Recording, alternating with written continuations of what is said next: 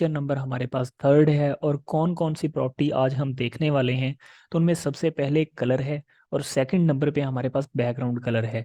तो किस तरीके से हम कलर और बैकग्राउंड कलर को चेंज कर सकते हैं, तो चलते हैं हमारे वीएस कोड पे और देखते हैं कि किस तरीके से हम इनको यूज़ कर सकते हैं। तो लेट्स गेट स्टार्टेड। अभी मैंने lecture03.html के नाम से हमारी एक फाइल जो है वो क्रिएट कर ली है, क्योंकि CSS अभी हम इंटरनल CSS यूज़ करेंगे। अगर आपको नहीं पता कि इंटरनल CSS क्या है, तो इससे जो प्रीवियस लेक्चर है आप उसको देख सकते हैं। उसका जो लिंक है वो मैं डिस्क्रिप्शन में ऐड कर दूंगा। तो सिंपली इसका जो बेसिक लेआउट है वो हम क्रिएट कर लेते हैं। फर्स्ट ऑफ ऑल इस चीज़ की अभी हमें डिस्कशन करने की कोई ज़रूरत नहीं है, इसको हम बाद में देखेंगे। और यहाँ पे हम लिख लेते हैं CSS ट्यूटोरियल। ओके। उसके बाद मैं यहाँ पे एक काम करता हूँ, मैं H1 एक ले लेता हूँ और यहाँ पे लिख देता हूँ welcome to my channel. Okay. और इसके बाद एक सेकंड में पैराग्राफ ले लेता हूँ। और पैराग्राफ जो है उसमें सिंपली मैं लॉरम इप्सम कोई भी 20 वर्ड्स जो हैं वो ऐड कर लूँगा। Ctrl+Z दबाऊंगा और ये मेरे पास एक ही जगह पे सब कुछ शो होना स्टार्ट हो जाएगा। स्क्रॉल जो नीचे शो होता है वो ख़त्म हो जाएगा। ओके। तो अभी मुझे इंटरनल CSS लिखने के लिए क्या करना पड़ता है, मुझे हेड टैग के अंदर टाइटल के नीचे आना है और यहाँ पे आके मुझे सिंपली स्टाइल लिखना है, स्टाइल टैग लगाना है। और स्टाइल टैग के अंदर मैं चाहता हूँ कि जो मेरा वेलकम टू माय चैनल है इसका जो कलर है वो मैं आपको दिखा देता हूँ। अभी ब्लैक शो हो रहा है तो मैं उसे ब्लैक ना करके रेड शो करवाना चाहता हूँ कि वो कलर रेड होना चाहिए। ठीक है।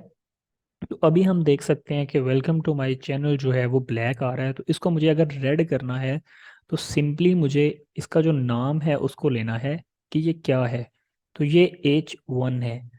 तो जैसे ही मैं ब्रेसेस लगा के ओपन करूंगा मुझे लिखना है कलर, टैब दबाना है, कॉलन और उसके बाद आगे प्रॉपर्टी का नाम और फिर सेमी कॉलन। तो मुझे इसको करना है रेड। रेड करने के बाद मैं जैसे ही सेव करता हूँ तो हम देख सकते हैं कि वेलकम टू माय चैनल जो है वो हमारे पास रेड कलर में आ चुका है। अब हमारे पास सिर्फ यही कलर नहीं है जो अभी यहाँ पे यूज़ हो रहे हैं, हमारे पास कलर पैलेट्स होती हैं। अगर आप एक नई टैब में हम जाएं और वहाँ पर जाकर हम कलर पैलेट्स जो लिख के सर्च करें तो हमें डिफरेंट तरह के जो कलर्स हैं, कम्बिनेशंस हैं वो देखने को मिल सकते हैं। ठीक है। तो यहाँ पे हमें वो बता रहे हैं कलर हंट डॉट को एक वेबसाइट है, तो इसमें चले जाते हैं। यहाँ पे हमारे पास पैलेट्स में उनका जो कोड है वो मिल जाएगा। तो यहाँ पे हम डिफरेंट शेड्स हैं, लाइक ये ब्लू में और इसके नीचे भी एक शेड है। और इस तरीके से अब मैं कोई भी कलर यहाँ से अगर सिलेक्ट करना चाहता हूँ तो मुझे क्या करना पड़ेगा। मुझे ये कलर अच्छा लग रहा है, मैं जैसे ही क्लिक करूँगा उसके बाद मेरे पास नीचे इसकी डिफरेंट जो है ना वो आना स्टार्ट हो गई कि आप इसका कोई भी कलर यहाँ से पिक कर सकते हैं। अब ये हमारे पास कलर कोड हैं जो नीचे लिखे हुए हैं ये वाले। ठीक है। मुझे ये वाला कलर पसंद था, मैंने इसको कॉपी किया। RGBA फॉर्मेट भी कलर हमारे पास पड़ा है। अगर आपको RGBA में लिखना है तो सिंपली आप यहाँ पे पहले RGB लिखेंगे। ठीक है। या सिंपली आपने जो भी कलर लेके आए हैं उसको सिंपली वैसे ही आप पेस्ट कर दें। अभी मैं दिखाता हूँ आपको, ये वाली वेबसाइट है और ये RGB इतना कलर आपने सेम टू सेम कॉपी करके लाना है, कॉपीड शो करवा रहा है।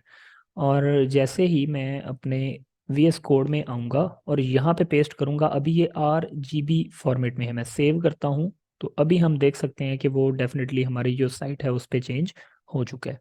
सिमिलरली अगर मुझे पैराग्राफ का भी कलर चेंज करना है तो मैं यहाँ से बाहर आ जाऊँगा करली ब्रेसिस से और यहाँ पे P लिखूंगा। अब ये सिलेक्शन बाय टैग टैग हो रहा है, टैग के जरिए हम सिलेक्ट कर रहे हैं। तो इसका मैं कलर सिलेक्ट करके कोई भी और रैंडम सा कलर, लाइक अभी मैं ब्लू रख देता हूँ। तो हमारा जो टेक्स्ट का कलर है वो ब्लू हो गया।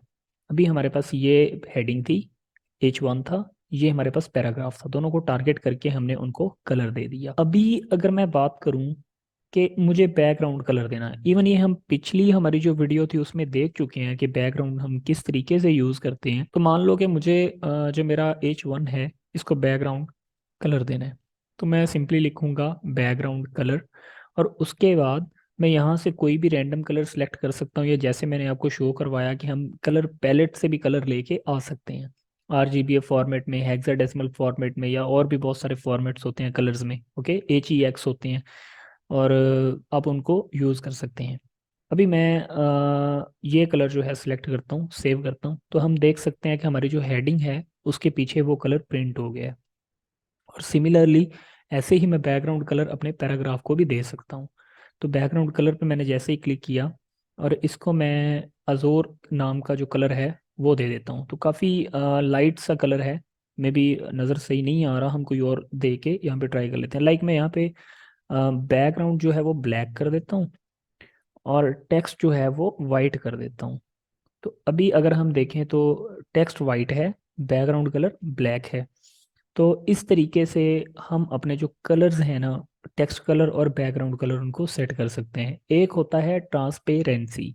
ट्रांसपेरेंसी कैसे सेट करते हैं? लाइक मैं चाहता हूँ कि इस पे मैं जैसे ही होवर करता हूँ तो मुझे VS कोड का ये कमाल है कि ये मुझे पूरा कलर पैलेट ओपन करके दे देता है। तो यहाँ से मैं जैसे जैसे इसको नीचे लेता जाऊँगा ये उसको ट्रांसपेरेंट करता जा रहा है। और जैसे ही मैं करूँगा, एंटर करूँगा, तो अभी अगर हम देखें तो वहाँ पे जो टेक्स्ट का कलर था वो ट्रांसपेरेंट हो चुका है। ठीक है, ट्रांसपेरेंट जो है वो डेफिनेटली हमें सही शो नहीं होता। तो सम टाइम हमें क्या करना पड़ता है, जो ट्रांसपेरेंसी है उसको कम या ज़्यादा करना पड़ता है। अभी हमें थोड़ा सा ना धुंधला नज़र आ रहा है, वेलकम टू माय चैनल। तो हम जो बैकग्राउंड्स देते हैं, बैकग्राउंड्स को थोड़ा सा ब्लर करने के लिए या उनको थोड़ा सा धुंधला दिखाने के लिए हम ट्रांसपेरेंसी को यूज़ करते हैं। डेफिनेटली इन चीज़ों के बारे में आगे भी और भी डिस्कशन हम करेंगे। आज के लिए हमें जस्ट इतना ही माइंड में रखना है कि कलर और बैकग्राउंड कलर क्या काम करते हैं, कैसे यूज़ होने हैं। ठीक है, तो मिलते हैं हमारी नेक्स्ट वीडियो में। अभी तक अगर आपने चैनल सब्सक्राइब नहीं किया तो काइंडली चैनल को सब्सक्राइब कर दें, ताकि अच्छी अच्छी जो इस ट्यूटोरियल में वीडियोस में ऐड करता जाऊं आपको इजीली वो मिलती जाएं। अपना बहुत सारा ख्याल रखिएगा। Take care. अल्लाह हाफिज़।